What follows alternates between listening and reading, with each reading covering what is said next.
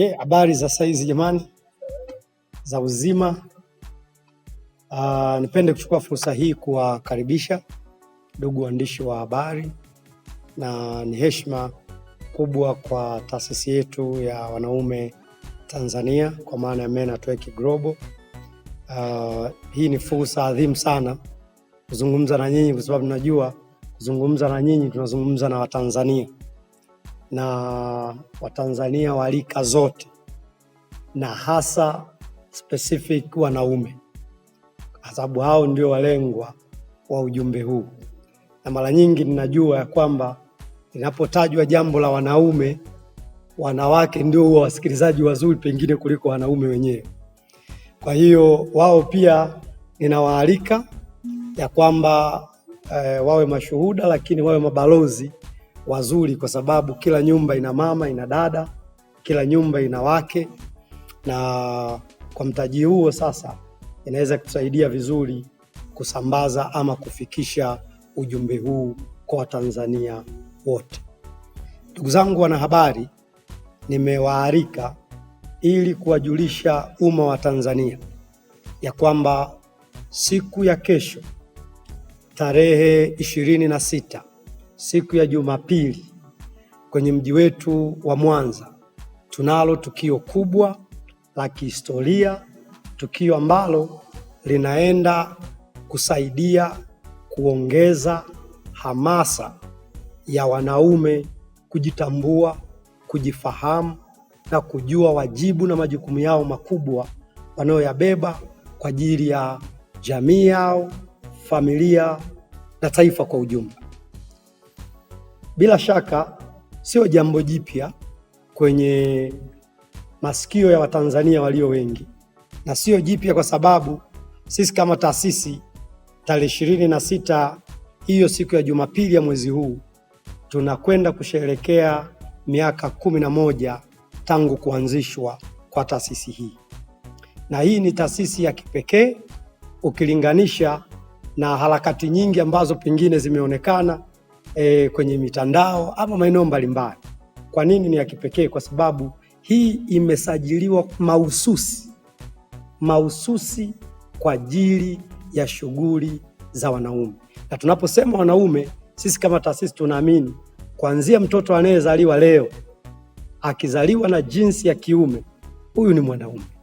Sasa tunatofautiana tu wanaume katika kategori gani: mwanaume mtoto, mwanaume mtu mzima, mwanaume kijana, mwanaume mzee. Na hawa wote, makundi haya yote sisi kama taasisi tunayahudumia. Kwa hiyo ninaposema miaka 11 ya uwepo wa hii taasisi, ninamaanisha ya kwamba tumekuwa tukifanya haya majukumu kwenye maeneo tofauti tofauti, tumewafikia mamia kwa maelfu ya wanaume kwenye nchi hii. Kazi yetu kubwa tumeifanya kwenye shule za sekondari, ikiwa pamoja na high school, tumefanya kwenye vyuo vikuu, na tumefanya mikutano ama matamasha ama makongamano ya wanaume kwenye maeneo mbalimbali ya nchi yetu. Sasa hili la Mwanza ni la kipekee kwa sababu ndio linabeba maadhimisho ya miaka 11. Na nimesema hii ni taasisi ya kipekee kwa sababu imesajiliwa mahususi kwa ajili ya wanaume. Taasisi nyingine nyingi ama matukio mengine mengi ya wanaume mnayoyaona labda yanatokana ni ya dini fulani, mchungaji fulani, ama mtu fulani mwenye taasisi yenye mlengo mwingine, lakini wanafanya program ya wanaume. Hiyo ndio tofauti. Lakini sisi tumekuwepo na jambo letu limekuwa ni mahususi kwa ajili ya wanaume. Sasa tarehe 26 kuna mambo kadhaa. Jambo la kwanza, tutakuwa na program maalum ambayo sisi tunaiita Boys Battle Mentorship Program. Tutaanza na ratiba ya vijana wadogo wa umri wa miaka 12 mpaka 19. Na hawa tutakuwa na masomo kwa ajili yao ili tuwaandae. Na ukiachana na hii darasa la leo tu, tumekuwa tukifanya hivyo. Tumekuwa tukiendesha kempu mbalimbali za vijana wa umri huu. Na kwa hakika kabisa tunazo shuhuda nyingi kwenye vyuo, na kesho mtakao kuja mtapata fursa ya kushuhudia baadhi ya shuhuda za wale ambao tumekutana nao wakiwa sekondari ama high school, na sasa ni watu wakubwa kabisa, wamemaliza vyuo vikuu na wako kwenye maeneo mbalimbali ya utumishi wa umma na katika public sector. Kwa hivyo hii ni shuhuda. Mzazi unapomleta mtoto wako, unamleta mtoto wako eneo salama, mazingira salama, environment ambayo inamwezesha kujifunza na kupata fursa ya kujielewa mapema. Na kwa nini tunafanya hivyo? Kwa sababu msingi wa wanaume umejengwa katika malezi. Ukipotea kwenye malezi, unapotea completely kwenye aina ya mwanaume unayemtaka kesho. Tuna jamii yenye broken men, wanaume waliovunjika vipande vipande, kwa sababu ya namna ambavyo tumekuzwa na kulelewa. Mara nyingi huwa napenda kuuliza, ni wapi tunajifunza ama ni wapi tunapata darasa la wanaume? Ni wapi ambapo wewe unathibitishwa kwamba kile ulichokielewa kuhusu wanaume ni sahihi ama sio sahihi? Kwenye malezi yetu, eneo pekee ambalo tunajifunza kuhusu wanaume ni eneo la kutazama kwa baba. Vipi wasio na baba? Vipi waliolelewa na mzazi mmoja? Vipi wasiokuwa na wanaume watu wazima kwa karibu? Kwa maana hiyo, ama vipi kuhusu wale ambao wamelelewa na wazazi wao, lakini kwa kweli kabisa unaona kuna mapungufu yaliyo mengi kwenye maisha ya hao wanaume ambao ni wazazi. Kwa hiyo utaelewa tuna mchanganyiko mkubwa sana wa namna ambavyo tunaweza tukakosa tafsiri ama definition ya pamoja ya wanaume au baba au mume au mtu wa kiume. Na ndiyo maana tunasema kuzaliwa mwanaume haikuwa uchaguzi wako. Kila mtu anajikuta ni wa kiume, ila kufanyika kuwa mwanaume bora ni mchakato, it's a process. Ni mchakato ambao unapaswa kuupitia, mchakato wa kimalezi, mchakato wa kimahusiano, mchakato wa kukubali kuwa tayari kujifunza, kupokea maarifa, kujua hivi mimi ni namna gani, ninawezaje kuendelea kuwa bora zaidi, ninawezaje kufanya maisha yangu na ya wanaonizunguka, aidha ya watoto wangu, yawe bora kuliko ya kwangu. Kwa hiyo hapa ndipo tunapo taasisi yetu ya Men at Work inapokuja sasa kutengeneza jukwaa ama platform ili sasa kuwasaidia wanaume kuweka standard ya wanaume, ili kuambizana ya kwamba hapa mwenzetu na kengeuka, hapa hii ndio njia sahihi, ili kwa pamoja tuwe na tafsiri sahihi kuanzia kwa watoto wetu hata sisi tulio watu wazima, kwamba hii ndiyo tafsiri ya mwanaume. Unaweza kusikia mwanaume gandarandizi, mwanaume nini, mwanaume kitonga, au mwanaume mashine, au sijui mwanaume nini. Sasa jamii iko confused. Sasa vijana wetu washike nini? Kwamba ukiwa na mashine ndio unakuwa mwanaume kabisa ama inakuwaje? So nafikiri umefika wakati ama tuko kwenye nyakati ambazo tunahitaji tafsiri sahihi ya kuhusu wanaume, kuhusu wajibu wa mwanaume, kuhusu aina mazingira ya mwanaume, kuhusu changamoto na mambo ambayo mwanaume anamface kwenye maisha yake, yapate majibu sahihi.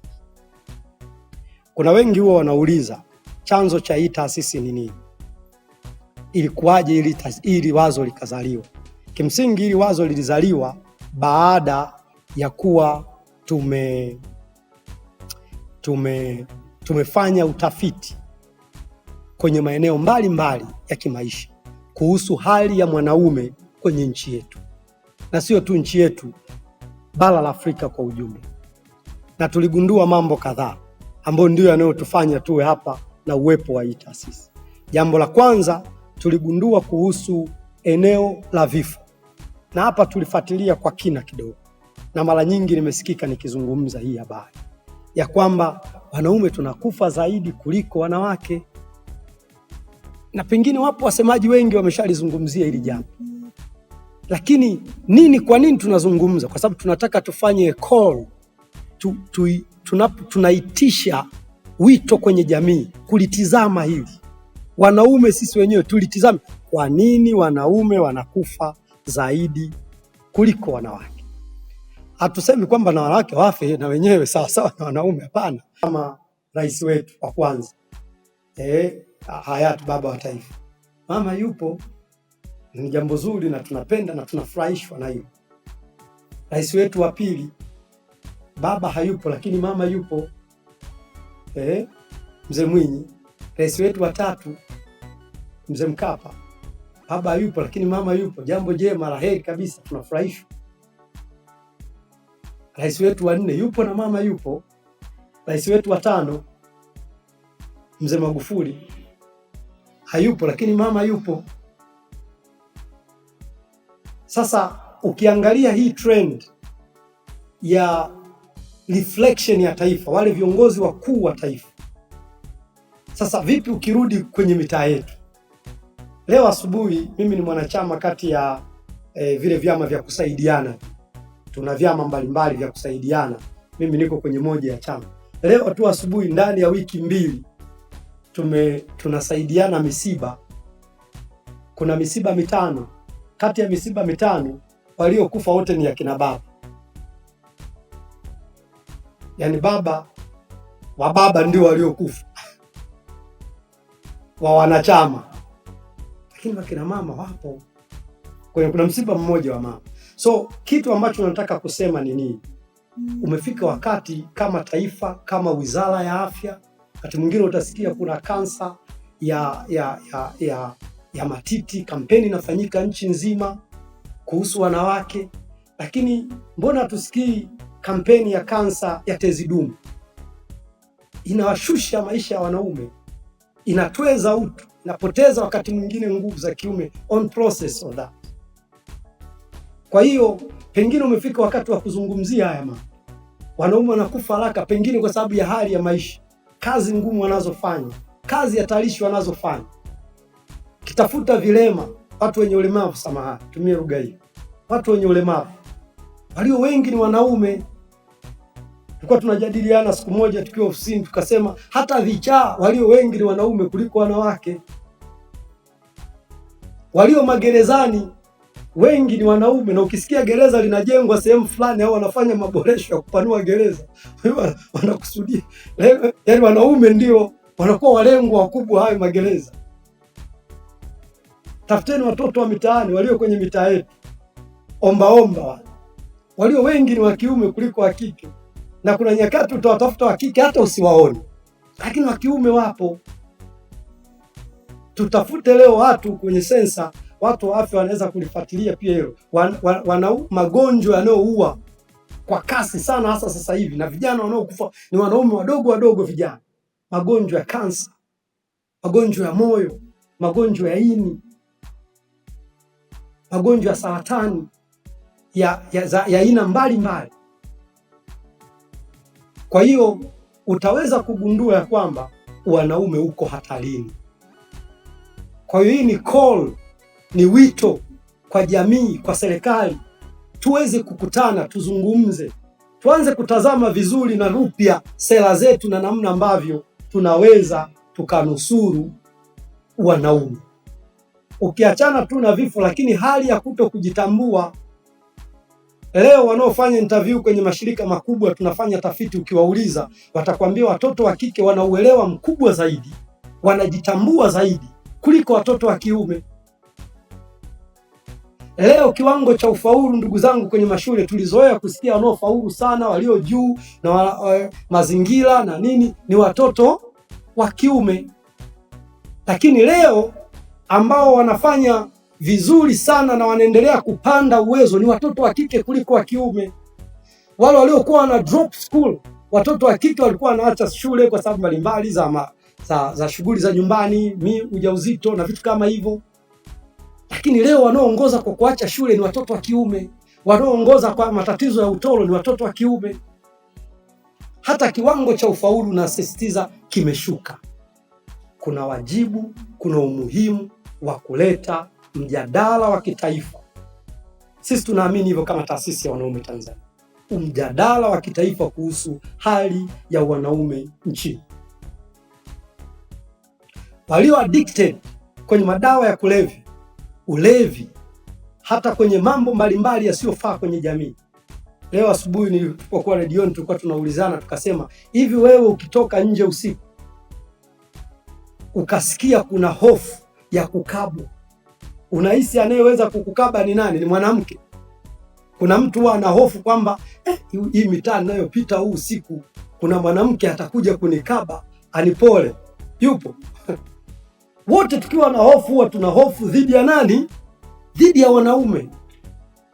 Kwa kuna umuhimu wa kuitisha mijadala ya kitaifa, na sisi kama taasisi ya wanaume Tanzania kwa kweli tumeubeba huu kuwa wajibu wetu.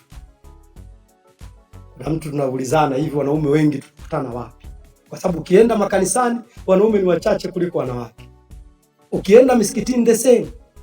Ukienda kwenye maeneo leo ya biashara, alfajiri ukiamka utaona wamama wamebeba matenga, mifuko, wamebeba vitu, wanafukuzana huku na kule, maeneo yote ya soko, ya masoko mbalimbali. Unajiuliza wanaume wako wapi? Kwanza ni wachache, wanakufa kwa wingi, wako magerezani na hawaonekani makanisani wala misikitini. Hawa wachache wetu tulio wengi utatukuta kwa wingi sana kwenye maeneo ya starehe. Ni jambo zuri, tunaburudika, pengine tunajipoza kwa sababu ya machungu mbalimbali ya maisha. Lakini ndugu wanahabari, niseme ya kwamba imefika wakati, na wakati ni sasa. Wakati ni sasa. Na siku hii ya tarehe 26 tunaenda kuweka historia nyingine ya mjadala mpana ambao tunaomba taifa letu, tunaomba jamii yetu, na tunaiomba serikali yetu iweke jicho la ziada, itizame kwa upya namna ambavyo tunaweza kujenga, kuimarisha, kuinua, kuboresha hali ya wanaume katika taifa letu, kwa sababu hawa wanaume ndio ambao wanategemewa. Yaani huyu mwanaume pamoja na haya yote niliyoyasema, lakini huyu ndiye anayetegemewa. Anategemewa kama baba, anategemewa kama kiongozi, anategemewa kama mlinzi wa familia, wa jamii, anategemewa kama mtu mwenye nguvu kazi ya taifa. Sasa kama tukiendelea hivi tunavyoendelea, sio muda mrefu tutapoteza nguvu kazi ya taifa. Ninatoa wito kwa wanaume wote watakaoweza kutusikiliza kwa njia ya mitandao ya kijamii, watakaoweza kuja kwenye ukumbi wa BOT hapa Mwanza, kutoka mikoa yote ya kanda ya Ziwa na maeneo mbalimbali, tunawakaribisha sana. Maana tunakwenda kujadili, tunakwenda kuonyesha umma wa Tanzania namna gani ambavyo wanaume wanahitaji msaada, wanahitaji kuwekewa nguvu. Na nikizungumza wanaume namaanisha kuanzia vijana wa umri wa mdogo kabisa, kwa maana ya malezi, mfumo wa malezi na hata kwenye utu uzima. Basi baada ya kusema hayo, mimi nichukue fursa hii nikaribishe maswali elekezi kutoka kwenu watu wa habari. Kama kuna eneo lolote ambalo sikulisema, najua mambo ni mengi, maelezo ni mengi, na mimi kwa kweli nikianza kuzungumza haya mambo huwa simalizi.